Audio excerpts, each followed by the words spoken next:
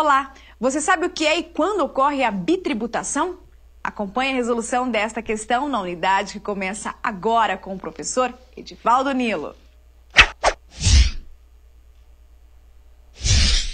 Vamos nessa. Continuando o ITR, vamos aqui falar sobre uma questão jurisprudencial em relação às invasões de terra. Veja que no caso de invasão de terra pelo MST, acaba não incidindo o ITR segundo o STJ. Então percebam, volta aqui. O STJ entende que se o imóvel é invadido por movimento sem terra, MST, por exemplo, a perda do domínio e dos direitos inerentes à propriedade e, por conseguinte, a impossibilidade da subsistência do ITR. Ou seja, se o fato gerador é a propriedade, o domínio útil ou a posse do imóvel, e, no caso, a invasão do imóvel, acaba ocorrendo que há essa perda. Então, não poderá incidir o ITR, uma vez que não ocorrerá o seu fato gerador, seu aspecto material. Nestes termos, o STJ afirma que, ao considerar-se a privação antecipada da posse e o esvaziamento dos elementos de propriedade sem o devido êxito do processo de desapropriação, é inexigível o ITR diante do desaparecimento da base material do fato gerador e da violação dos princípios da propriedade, da função social e da proporcionalidade. Então, em síntese, você tem que levar para a prova se a invasão do imóvel pelo movimento do sem terra ou por qualquer outro movimento, que não seja o MST, se há invasão, há perda da propriedade, ou da posse ou do domínio útil. E assim não poderá se caracterizar a ocorrência do fato gerador do ITR. Não ocorrerá a incidência do ITR. Para concluir o ITR, pessoal, vamos agora ao aspecto quantitativo. Veja que a base de cálculo do ITR, segundo o artigo 30, é o valor fundiário. E esse valor fundiário significa o valor da terra nua tributável, que não considera, como nós já falamos, não considera as edificações e as construções feitas pelo homem. É o valor da terra nua tributável.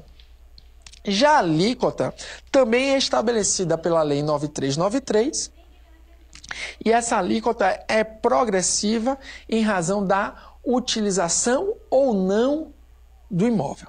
Ok? Dito isso, pessoal, vamos agora, ainda nessa unidade temática, falar sobre o imposto sobre grandes fortunas, os impostos residuais ou novos da União e o imposto extraordinário de guerra.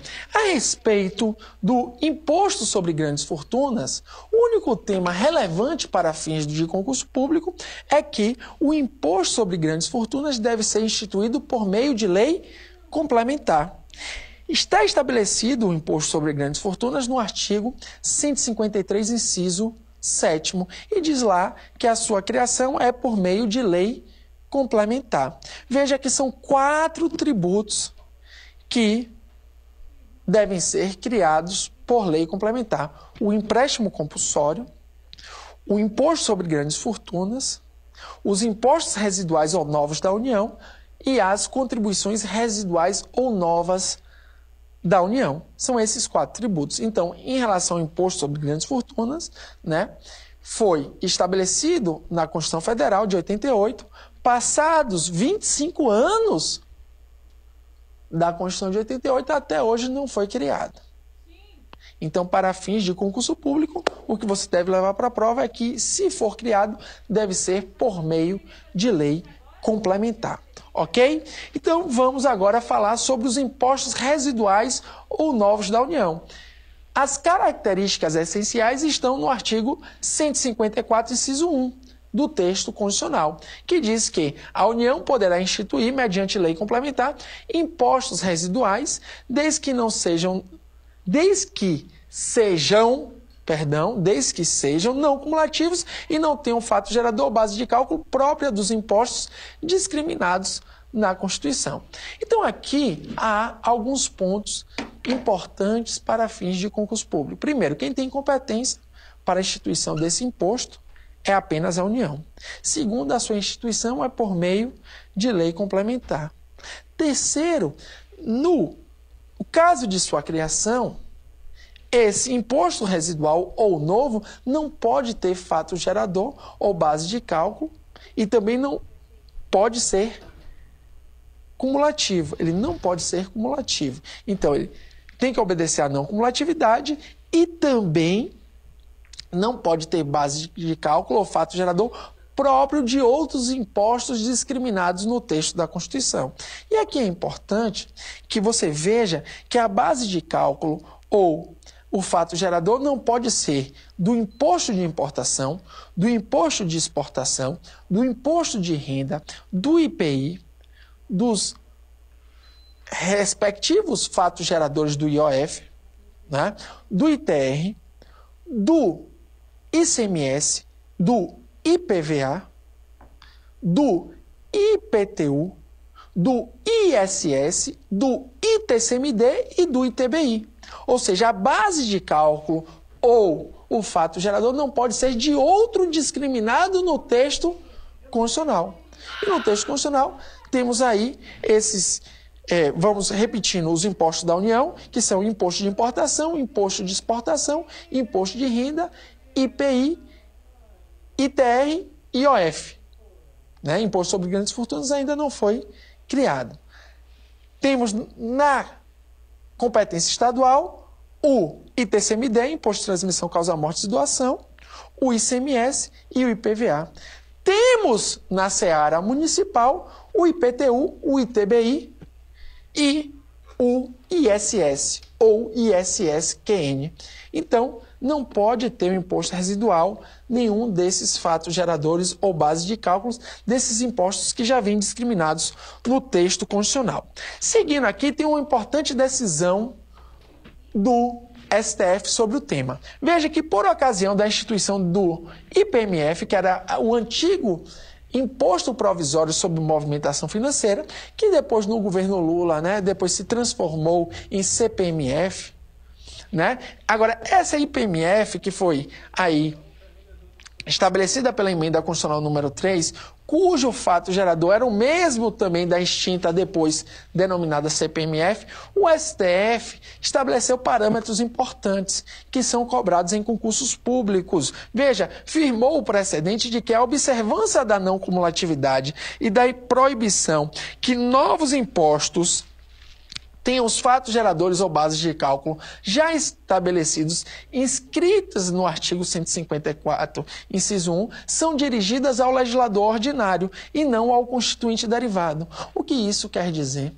Quer dizer que aqueles requisitos que eu acabei de falar, lei complementar para a instituição do imposto residual, base de cálculo ou fato gerador próprio de outros impostos discriminados na Constituição, né? A vedação da utilização da base de cálculo ou do fato gerador de impostos já previstos no texto da Constituição e a questão da não cumulatividade, isto aí é dirigido por legislador ordinário. Em outras palavras, isso é dirigido ao legislador infraconstitucional. Agora, se vem uma emenda constitucional, que no caso foi a emenda 3, estabelece outros parâmetros, a emenda constitucional, essa emenda constitucional, que no caso foi a emenda constitucional número 3, que estabeleceu o IPMF, não fica restrita aos limites do artigo 154, inciso 1. Em outras palavras, aquele artigo 154, inciso 1, ele não estabelece limites para o constituinte derivado. Ou seja, aqueles requisitos pré-estabelecidos não são para o constituinte derivado. Ou seja, ele não fixa limites ao poder de emenda constitucional, mas sim fixa limites, então somente para o legislador ordinário, para o legislador infraconstitucional. Em outras palavras, em síntese, esses requisitos estabelecidos pelo artigo 154, inciso 1, não são cláusulas pétreas. Ou seja, o STF entendeu que a não cumulatividade e a questão da lei complementar e a questão de ter base de cálculo ou fato gerador dos impostos já discriminados no texto da Constituição não são cláusulas pétreas, isto é, podem vir a ser alteradas por meio de emenda à Constituição.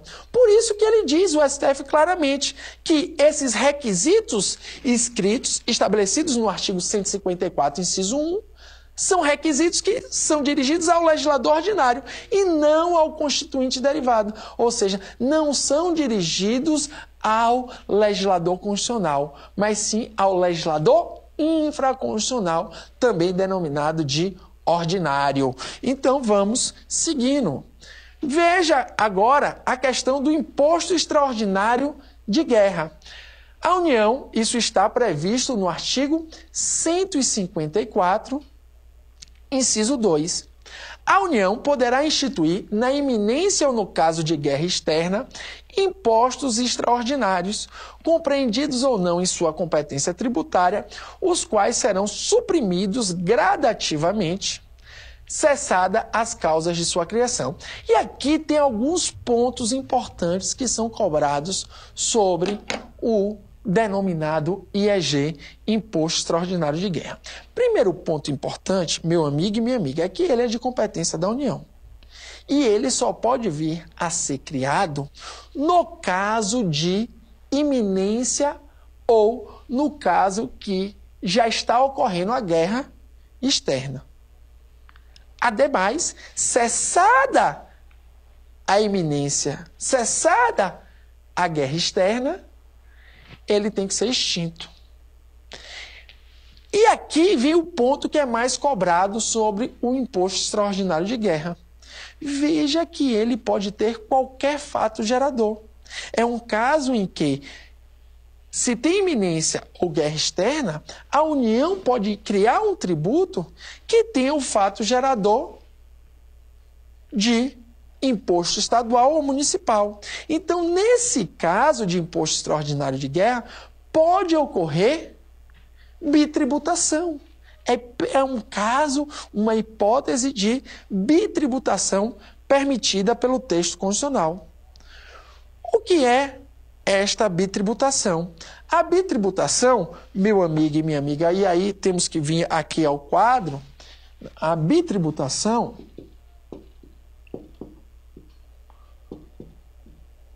acontece quando dois ou mais entes federativos,